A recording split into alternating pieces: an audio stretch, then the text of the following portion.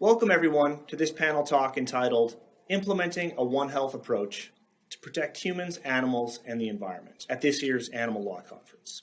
My name is Nick Fromhurst. I'm a senior attorney and adjunct professor with the Global Law Alliance for Animals and the Environment at Lewis and Clark Law School. With no risk of stealing our panelists' thunder, I can say for sure that this conversation should be incredibly interesting for anyone who cares about human health or cares about animal health or cares about the environment. In short, it should be a captivating conversation for everyone out there. Let me go ahead and introduce our great lineup of panelists. First, we have Dr. Peter Lee.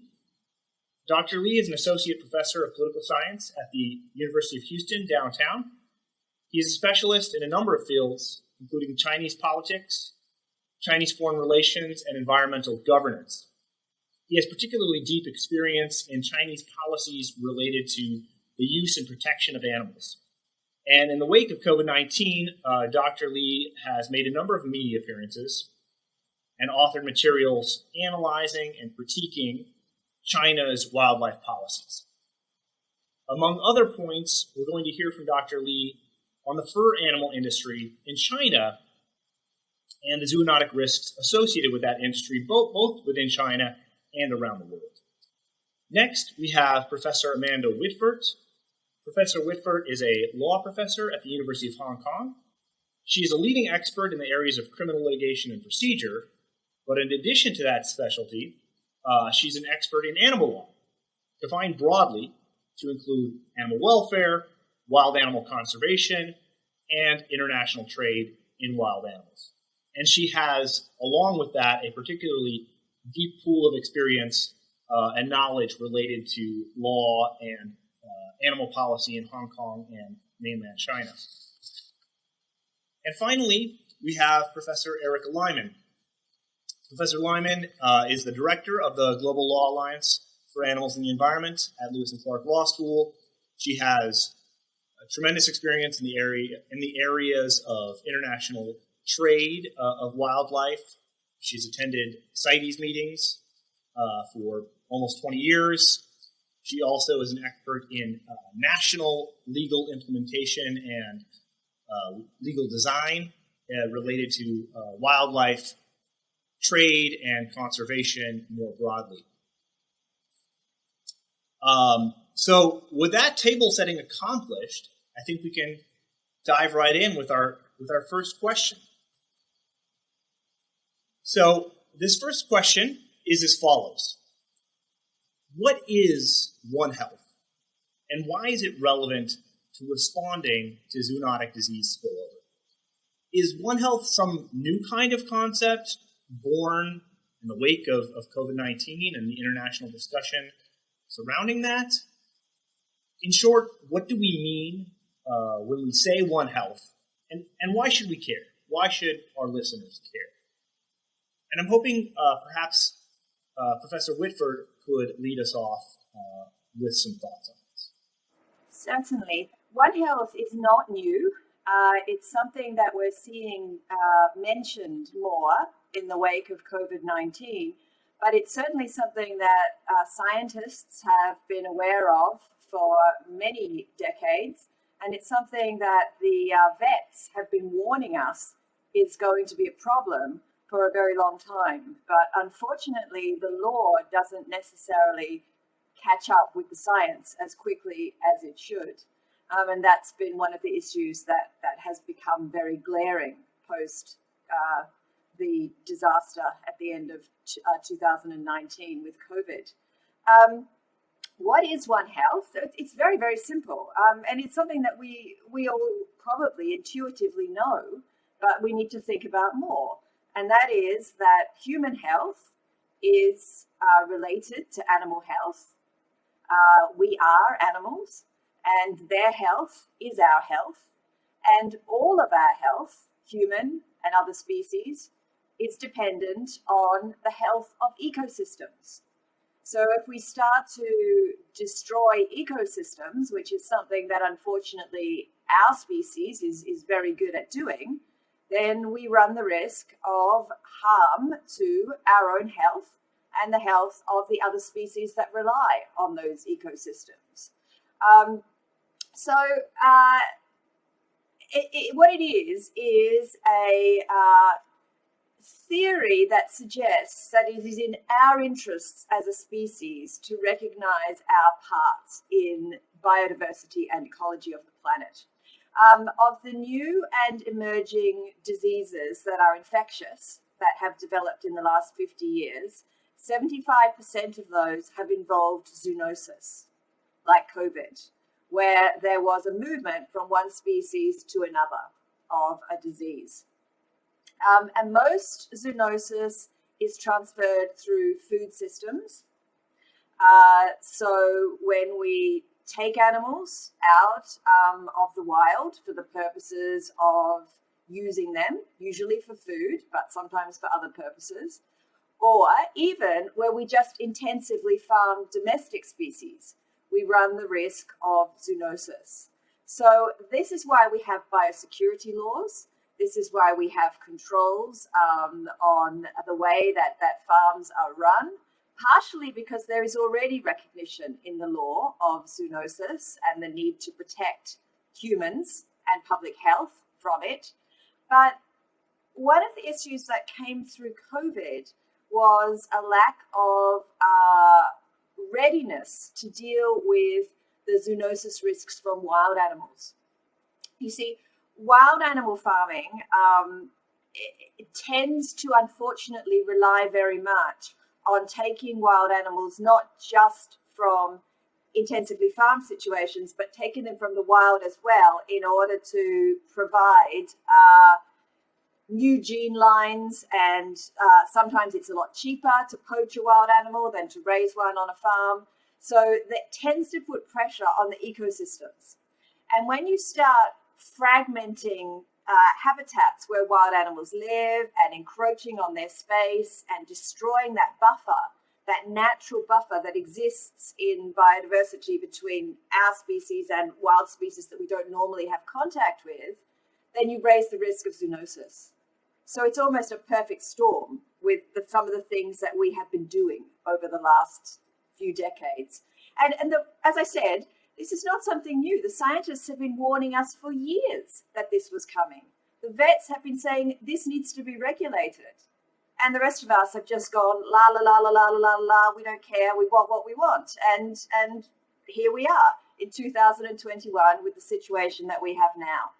But you see, this has been advocated since, even from international bodies, since the 1920s, when the OIE was set up, which is the World Health Organization for Animals.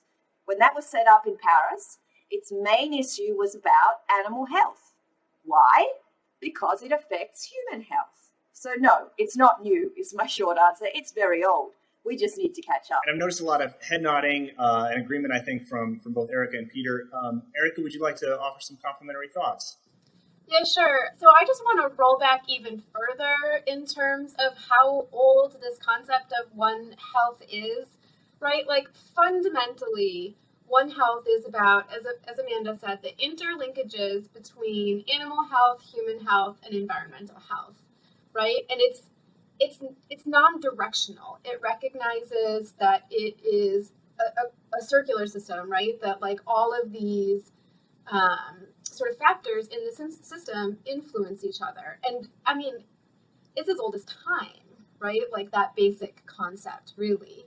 And what has happened as we see, the evolution of cultures and societies, we've prioritized people and their needs, right? And that throws the whole thing out of balance. And so I think like one thing that's interesting about sort of formalizing this concept as One Health and thinking about what it means now that we are all, that we've given it these words, that we've given it this particular meaning in terms of institutional policy, be it domestic or international. What do we do with that, right? Because it really is just a fundamental concept that has gone out of whack, right? Our system, our laws and policies don't match that basic core concept.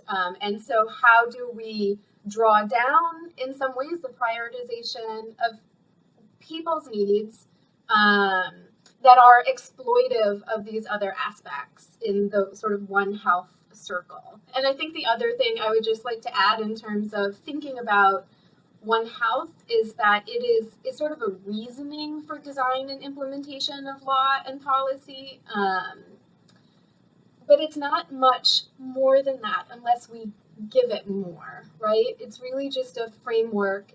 Thank you, Erica, for those insights. I would invite Peter now. I noticed you were taking some notes, so I'm going to assume you've got something to add here. Great to be here. And I agree with what Amanda just said, that we have a common interest in this world. And we should be a better learner. Humans should be a better learner. And also, as Erica pointed out, that people's needs, sometimes we have to take another look at our needs. Should our needs, above the needs of all the others, right? And how are we going to respond to warnings, to wake-up calls? Now, the concept of One Health is about the connection among the well-being of humans, non-human animals, and the environment. Actually, the connection, as Amanda just said, that has been known to the scientific community perhaps since the end of the 18th century, when the British scientist Edward Jenner experimented a vaccine against the smallpox. But we have not been able to internalize that connection when we deal with the situation, when we deal with the human diseases and animal disease. I would say that getting back to the people's needs argument, humans have a legitimate reason, all right, to fight for a better life, to develop. But the question is, at what cost? Does some of the cost worth our efforts? Now we go into the wilderness, mountains, we create all these gigantic wildlife farming facilities. Are we enriching ourselves too much and at too much high cost?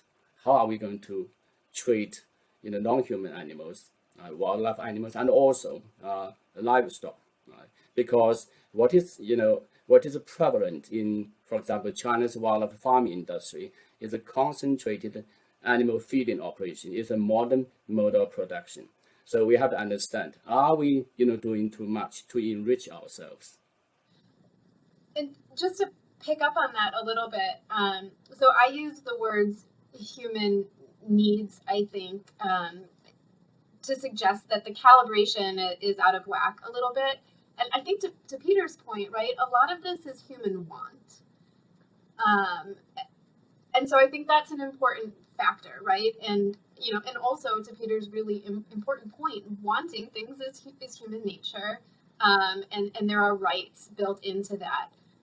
But talking about a One Health, like operationalizing One Health in the sense of building regulations, laws, and policies that implement it need to recognize, just like we have attempted to do, have failed to do, I suppose some people would say, in the climate change context, right? It requires sacrificing and checking sort of our own human behavior.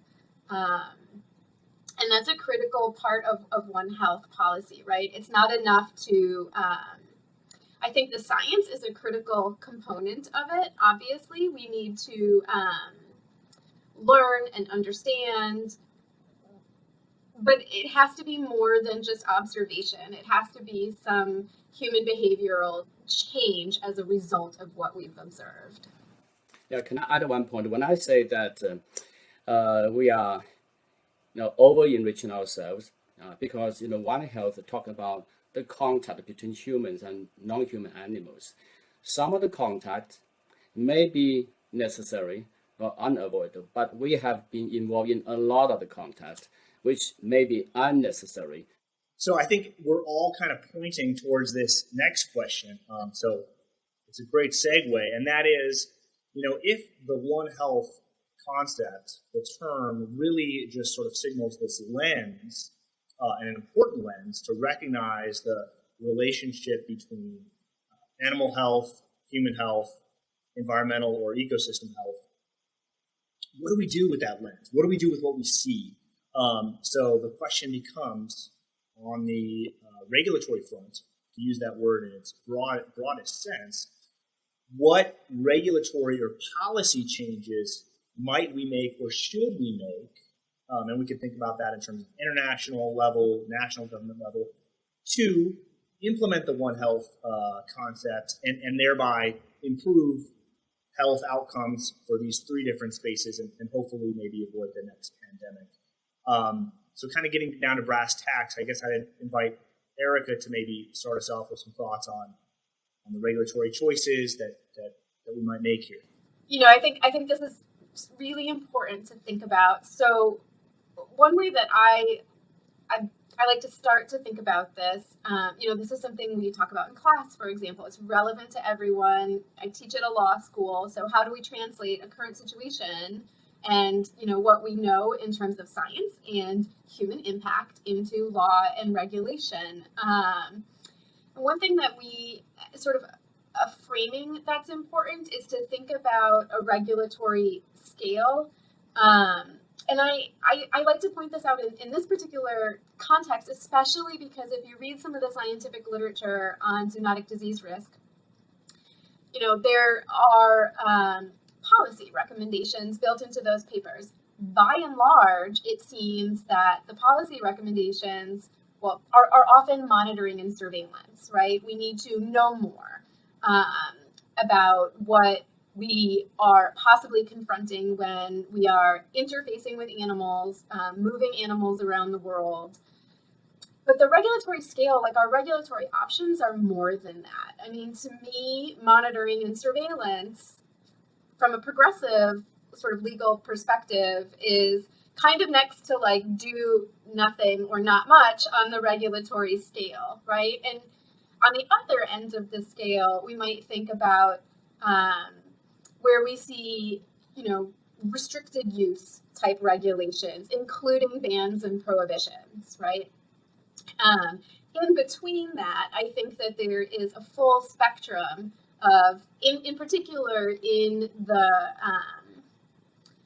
from a One Health regulatory sort of options perspective, in between monitoring and surveillance and interventions that are prohibitions or bans, like restricted use regulations, you see interventions around enhancing animal welfare and well-being.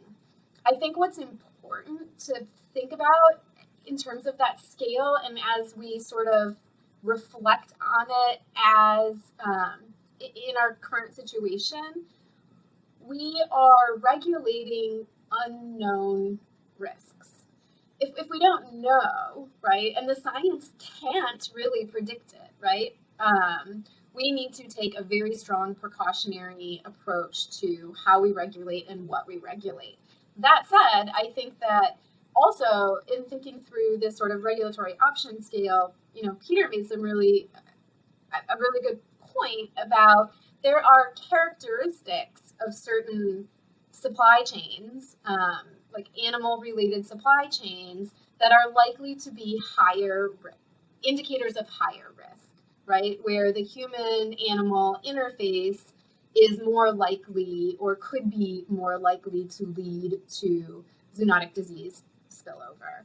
I think thinking through some of those higher risk characteristics are important. I think one of the main factors is sort of, if you think about different supply chains, and Amanda, suggested that food-related supply chains are a very high-risk supply chain. So that in and of itself, maybe, even if that supply chain is short as opposed to long, if it's higher risk overall in terms of the interface, we regulate it more on the scale of our stronger interventions. But I just want to point out here that there are more supply chains that we should be thinking about, a more comprehensive approach to thinking through operationalizing One Health is going to also look at, to Peter's points about fur farming, it's going to look at the luxury goods supply chains, right? It's going to look at how are those goods produced? Is it confined, animal feeding operations, right? Is it intense breeding are, as Amanda suggested, animals sourced from the wild. Are, how regulated is the slaughter and processing of those animals? We need to be broad-minded when we think about where we apply the regulatory interventions, and I think we need to be bold because we know very little. We can't be predictive. This is a situation where we can predict marginally higher risk, but we can't be predictive of zero risk categories. This kind of reminds me of, just to interject one thought here, and maybe this can segue to Amanda's comments or Peter's comments. Kind of reminds me for the American audience, at least, Don Rumsfeld's, you've got the known unknowns and then you've got the unknown unknowns. And it almost feels like in this area we're closer to the unknown unknowns, right? We know there are X factors out there. We're not even sure we really can characterize the type of unknowns they might be. With that in mind, and with what Erica said, Amanda, do you have some thoughts on sort of where I could be? Yeah, thank you, Erica. That was a really good set of points on this topic. I think from my perspective, I've been thinking about this a lot because I live in China. So I've been looking at what the regulations are here in Hong Kong and, of course, further up north on the mainland. And when this first occurred, of course, there were a lot of calls for complete prohibition on all wildlife trade.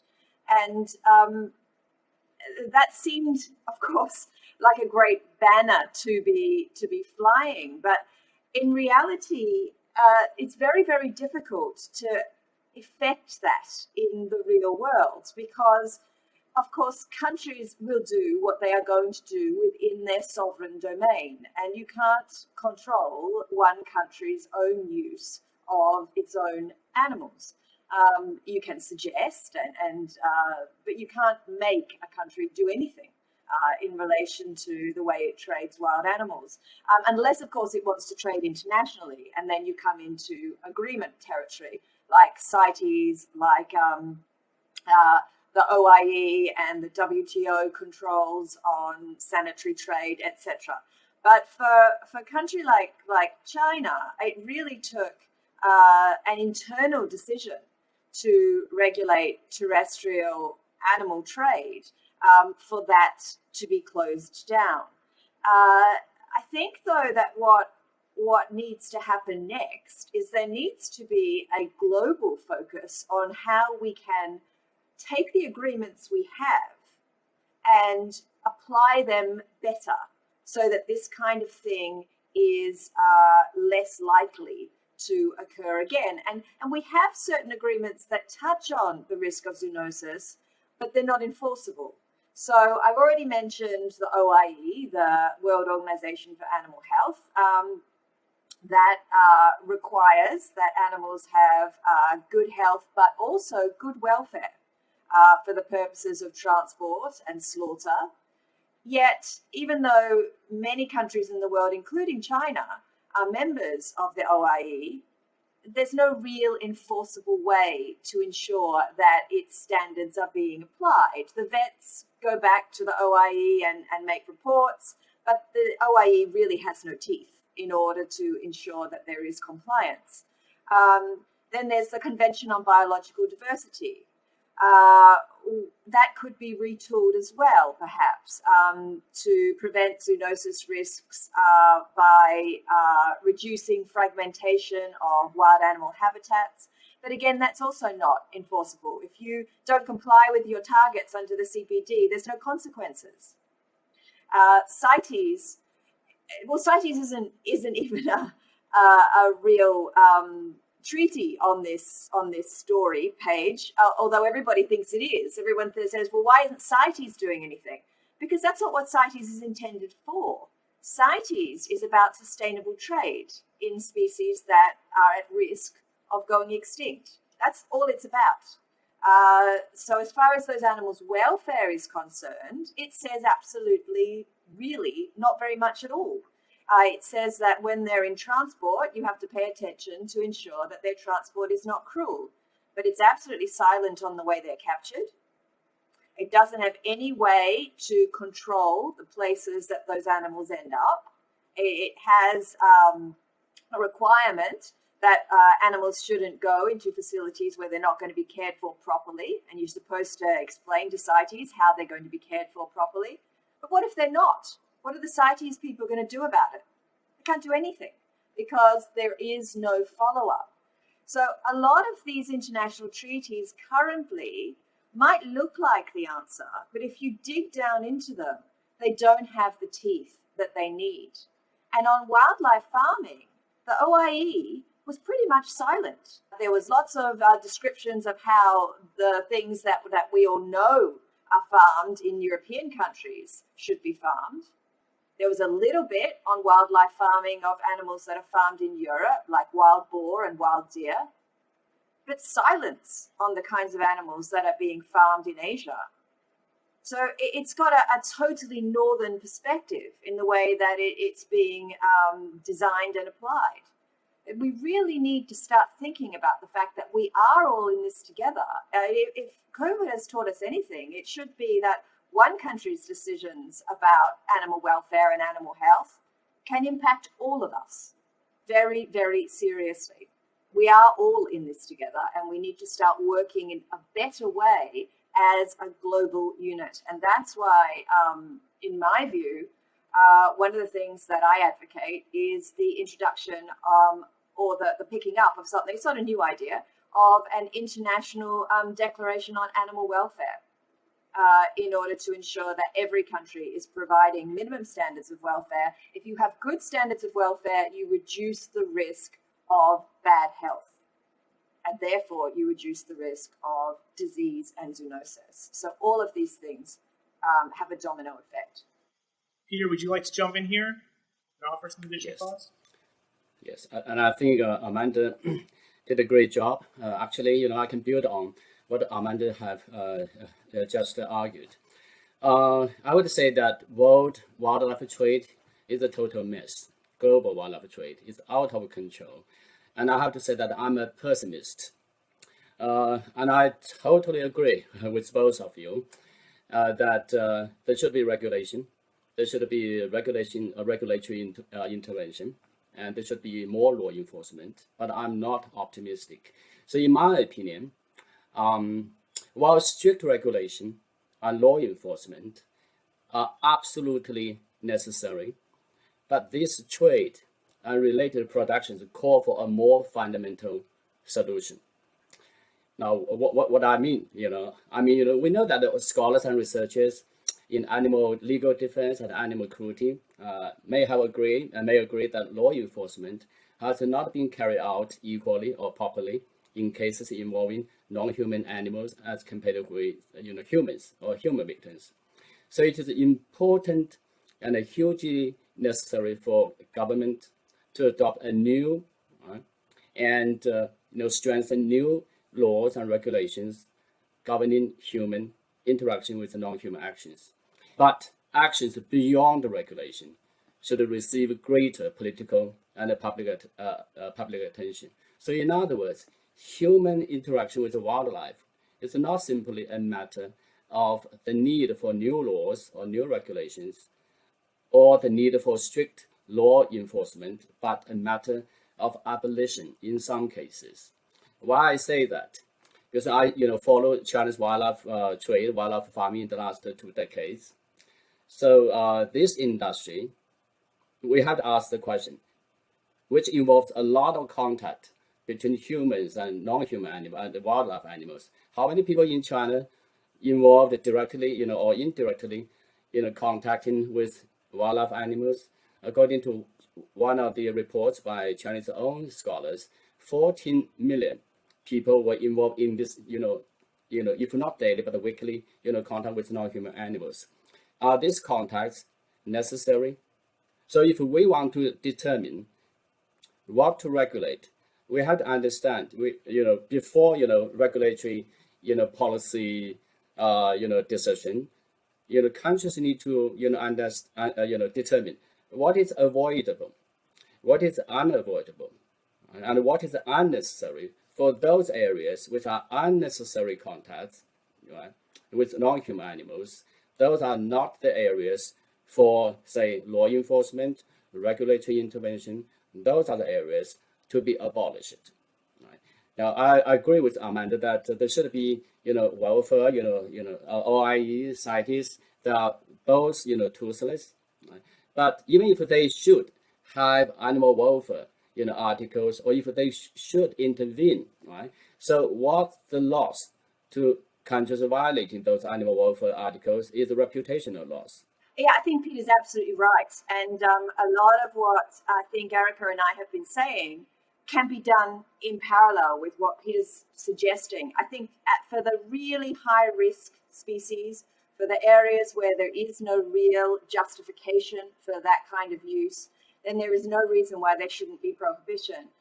The problem is, though, that if you prohibit something, there will always be a black market. There will always be an underground group that are doing it. So there's still going to be space for regulation. But I think we need to think about some of these things that could very easily be made to go away, such as the pet trade of exotics. Why do we need to keep exotics as pets? What it does is it fuels the illegal trade as well as the legal trade in these species around the world. What's wrong with the notions that some countries have already introduced of having simply one positive list of what you are allowed to keep as pets, and you're not allowed to have anything off that list? Singapore's done it. In my part of the world, it's something that we're trying to get the Hong Kong government to look at. And that kind of thing means that there isn't an expectation that I have the right to have that species for a pet. And then there are other uses. I mean, we've already had uses of animals that have stopped because culturally we've moved past it. We've found ways to take people that are in that industry out of the industry by giving them compensation, by retraining them. It is possible to close down industries that are not beneficial to us as a unit anymore. And by that, I mean globally, and I mean interspecies. So there are many things like ivory trade, etc., that have been closed down as that has started to be recognized. So prohibitions definitely have their place. A scientist friend of mine recently even said to me, you know what, part of the problem is the enforcement authorities can't tell a captive bred from a wild bred, and sometimes they can't tell one species from another because they're so close in markings. Maybe we should just prohibit trade in everything. If there's a lookalike species, then you don't have that species, you don't have that species because they look too similar and it's too hard to enforce. There's all sorts of ways this can be approached. And I think that the idea that some of it does require prohibition certainly can sit very comfortably with regulation of the less difficult, serious stuff. I think Amanda said probably more eloquently than what I was going to say, but I was going to say a similar thing. And just to maybe clarify, for the sake of this conversation, when I say regulation, I mean the scale of potential laws and policies that could be imposed, which includes abolitionist or prohibitive rules and regulation. And like Amanda and Peter, I think it's very critical that we as a global community and that, countries for themselves think through what are the supply chains that we don't need. And, another thing, just to draw on sort of another theme that I think we're talking about here is this issue of the livelihoods of those affiliated with these supply chains. And particularly when you're talking about abolitionist regulations, there is a sacrifice, a consequence of livelihoods to a certain degree. But there isn't anyone I've ever talked to who doesn't understand that there might be, temporal aspects to these abolitionist regulations, that we phase things in, that sometimes there needs to be time for just transition. There are human rights involved in some of these supply chains. But I think one this conversation sometimes needs to be recalibrated, because oftentimes in our space it's pitted as livelihoods versus regulation, and it's just not necessarily the reality. I don't want to be naive and say that there aren't consequences of both welfare laws and regulations as well as abolitionist laws and regulations, but we have to also frame our thinking around the costs, benefits, like particularly where our justification for regulating, however we do it, is pandemic risk or, zoonotic spillover risk. The costs and benefits aren't like one-to-one to individuals involved in those supply chains and individuals who, who would advocate for shutting down those supply chains, right? Like, the global economic costs of epidemics, let alone pandemics, is worth the intervention and worth the creative thinking, and adjacent laws and policies around just transition. I totally agree with you, Erica, and also Amanda. I think, wildlife trade is really beyond regulation. So in other words, it cannot be regulated. There will always be violations. Not all countries have another problem, the shortage of regulatory resources. Now, in China's case, if you say let's regulate this part of the animal farming industry, which is less dangerous, that part is not going to be regulated. I'm telling you for sure. Why is that? Because China has a huge livestock industry, feeding 1.4 billion people, and that part of the regulatory task is way more important to the authorities. So it would be unthinkable for the authorities to move that part of the resources to regulate an industry which only caters to the small number of people, the so-called rich and powerful. Right? So that's one point I want to make. Another point is China's. I'm using China's wildlife farming industry as an example. In China, wildlife consumption is supply driven. It's not consumer driven. So in other words, who want wildlife products? Not people, not consumers. I can bet there will be no protest, no demonstrations in China if the Chinese government shut down snake farms, because snake meat will be no longer on the market. But who will be complaining? The business interest. So it is a small number of people in China who wants to profit from wildlife farming. Now, another point I want to make is this. The fact that the Chinese government can shut down the part of animal farming for the exotic food market, the trade for the exotic food market, and help the farmers to move to alternative livelihood by providing compensation. That says that operation is really unnecessary and hugely dangerous to public health and also to global health. So I see, there are conditions for abolitionist, approach. Finally, let me make one more point. There will always be violators to any, policy, right? Any, policy that, that banned any, practices, right? But we still have to do it. So perhaps I could take advantage of sort of the moment here we're in this conversation and say, okay, we've talked about some of the risks, we've talked about the range of regulatory options, and maybe the way we need to sort of conceive of our regulatory toolbox in the most imaginative or expansive way possible, so that we recognize, hey, abolition or prohibition is a regulatory tool, particularly muscular one, but nevertheless is a tool. And then we've used as an example, courtesy of Peter and Amanda and Erica as well, the Chinese approach to regulation, and also some examples of kind of what the Chinese industry, wildlife farming and wildlife supply industry looks like.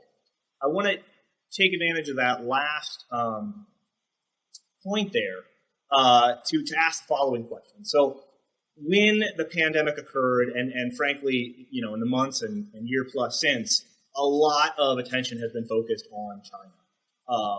A lot of media scrutiny has been focused on the idea that, this virus seems to have originated in China and, maybe connected to wildlife uses in China.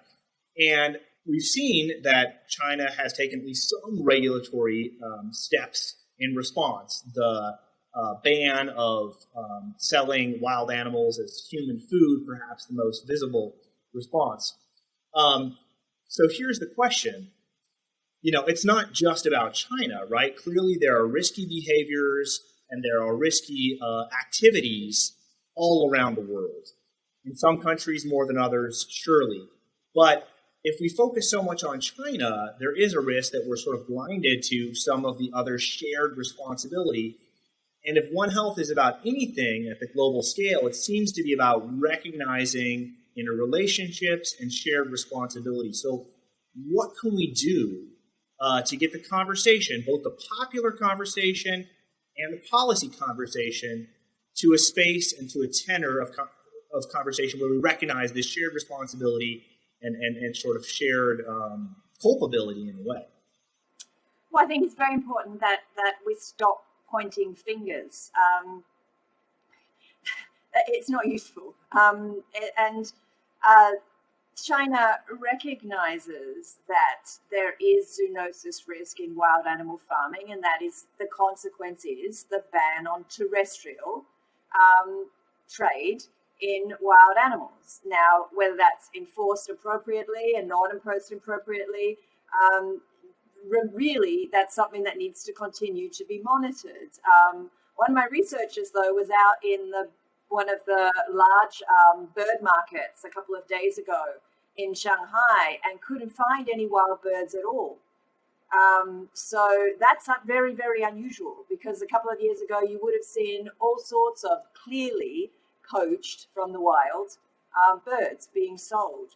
So there's definitely, and I'm reading it every day, really strong crackdown going on for terrestrial species sales in China.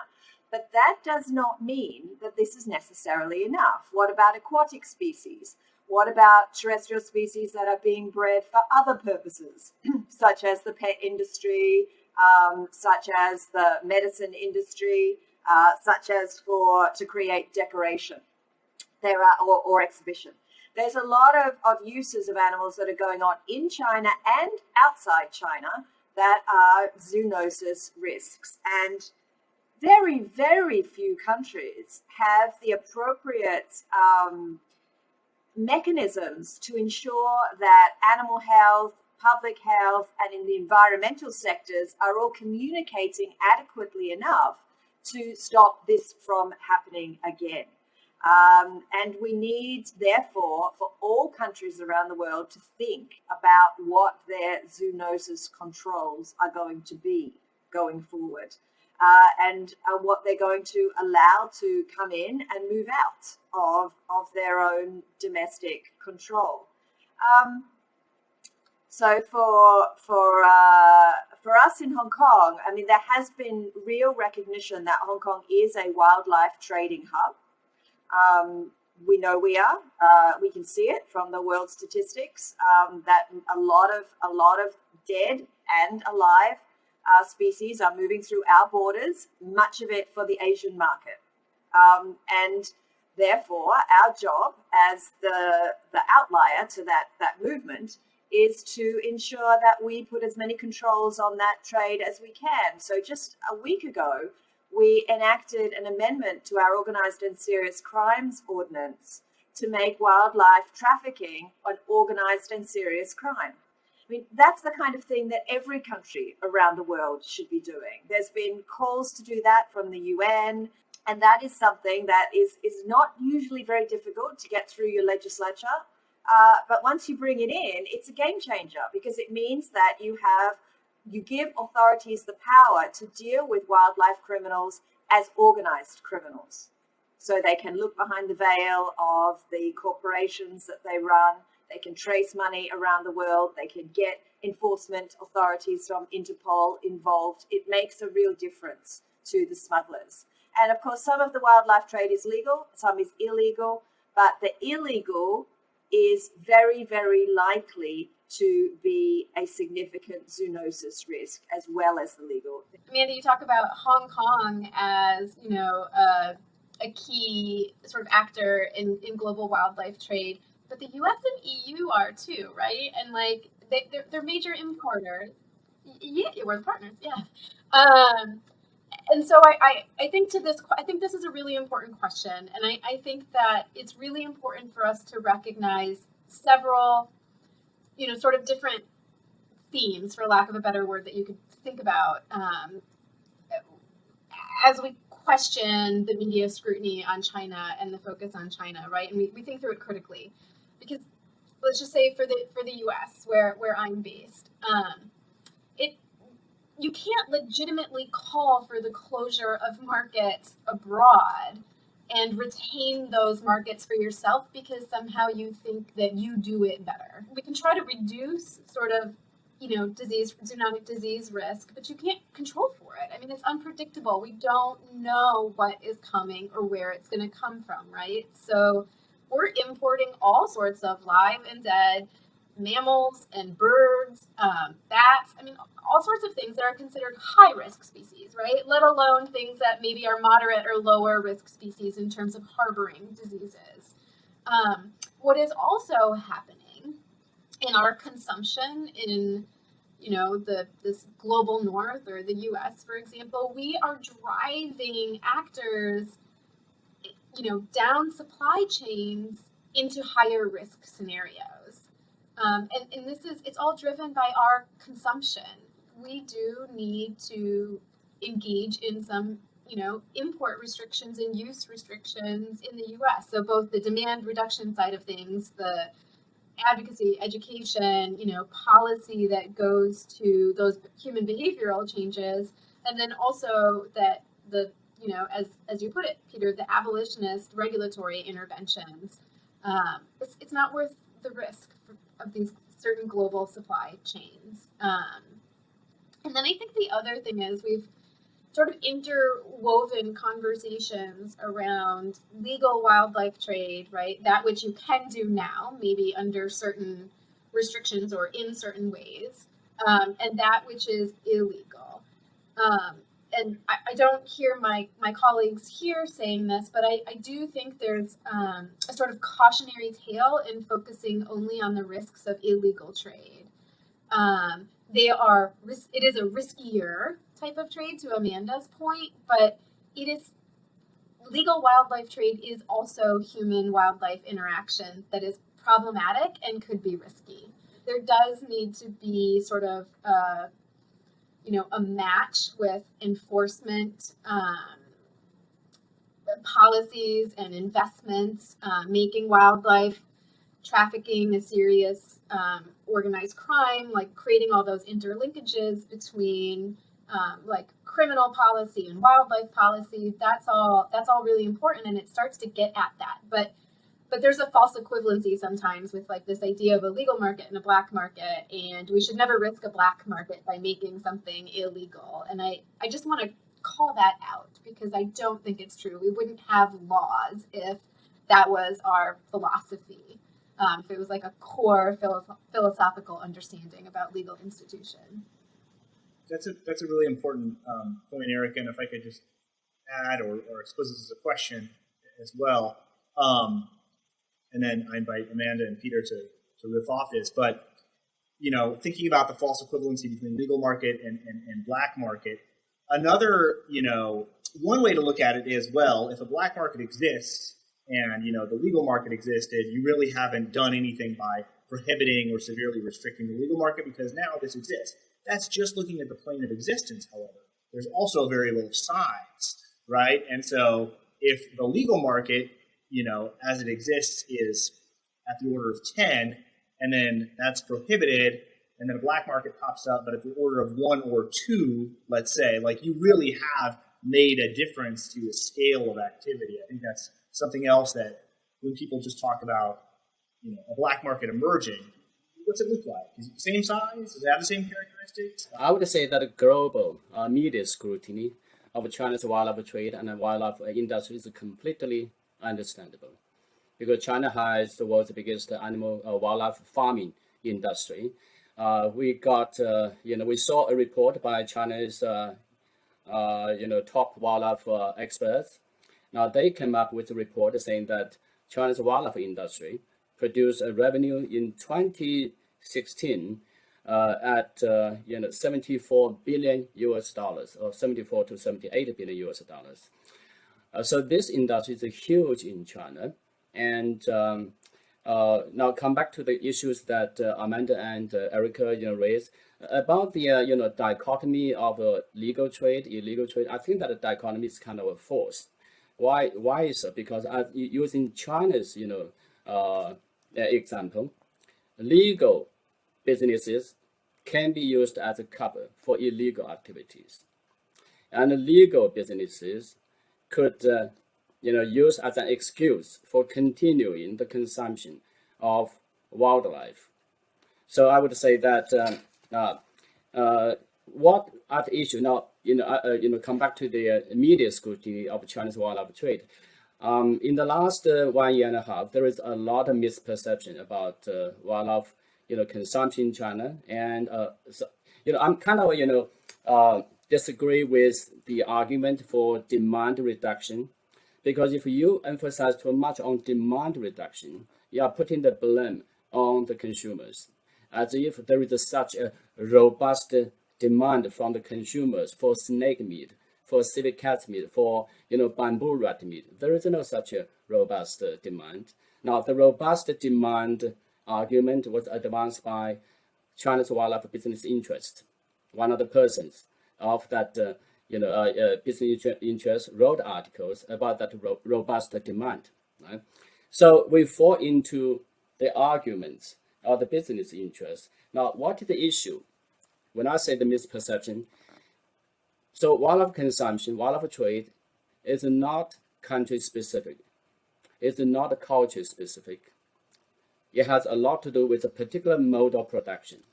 Now, if you look at China's wildlife farm industry, it is an intensive, like a modern, concentrated animal feeding operation. Now, we have to understand it. CAFO, the system, is not Chinese in origin.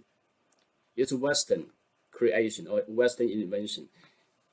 It was, transferred into China now for its livestock industry. And then that mode of production is being used in wildlife farming.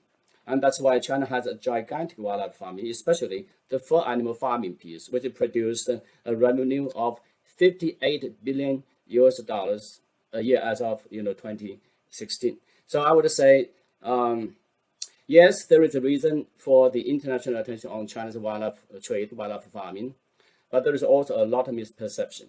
It's not China's culture.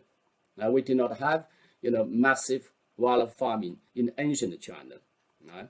And it's had a lot to do with mode of production. So we have to ask, do we have the similar mode of production in other countries, right? For example, fur animal farming.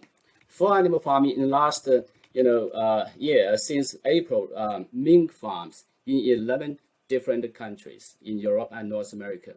So one thing, when we talk about One Health, so we always focus on non-human animals transfer illnesses or diseases to humans, but we also have to understand, we humans also, because of the contact, transfer human illnesses, right? Or mutated, viruses or disease and back to non-human animals because of the contact.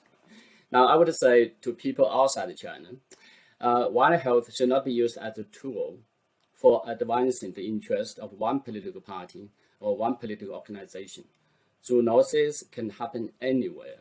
I also think we need to recognize that in this form of trade, that there are victims that we've all recognized through COVID, and there are the animal victims, and there are also human victims in the exploitation of their biodiversity.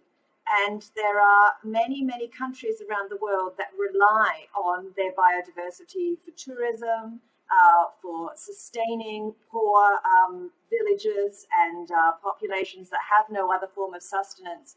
And these people really have the first right at this table to use the wild animals that are in their vicinity appropriately to sustain themselves. and that we are stealing from them and their future and their children's future when we support this kind of trade. With climate change, with global warming, more and more of these countries the populations are really at risk. And if we keep stealing their natural resources for our own uses, then we are morally complicit in their demise. Someone said to me today in an email, I want to be a great ancestor. And it just reminded me, Amanda, what you were saying of that phrase. And I just thought it was so beautiful, right? Like there's a moment here where we can all be great ancestors. So let's set up, an example for future generations. I think that's a great note for us to end on. As we go forward, hopefully we can look back at this moment as a moment of great suffering and crisis, but we have a chance to do something to mark a change, and hopefully folks can look back at us and say, okay, they were some good ancestors. So I think with that we can call it a session, and we'll sign off.